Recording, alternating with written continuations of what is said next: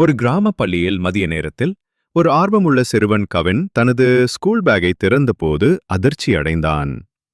என் lunch பாக்ஸை காணவில்லையே. அதில் அவன் செல்ல உணவு, ஆலு பராத்தா மற்றும் லட்டு, அவன் பாட்டி சமைத்தது. கவின் சுற்றி பார்த்தான். யாரும் சந்தேகமாக இல்லை. ஆனால் தரையில் சில துண்டுகள் கிடந்தன. அவன் உடனே ஒரு சிறு டிடெக்டிவாக மாறினான்.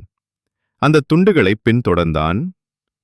புதர்களுக்கு பின்னால் அங்கே அவன் பார்த்தது திருடன் இல்லை, ஒரு நாய்க்குட்டி சந்தோஷமாக பராத்தா சாப்பிட்டுக் கொண்டிருந்தது.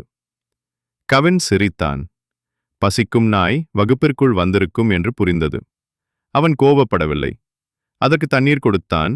மீதமிருந்த உணவையும் பகிர்ந்தான். அந்த நாளிலிருந்து அந்த நாய்க்குட்டி பள்ளியின் நண்பனாகிவிட்டது. கவின் எல்லோருடைய வீரனாக மாறினான். கற்றுக்கொள்ள வேண்டிய பாடம்: முன்னேற்பாடாக தீர்வு சொல்லாதே. உண்மை எப்போதும் தேட வேண்டும்.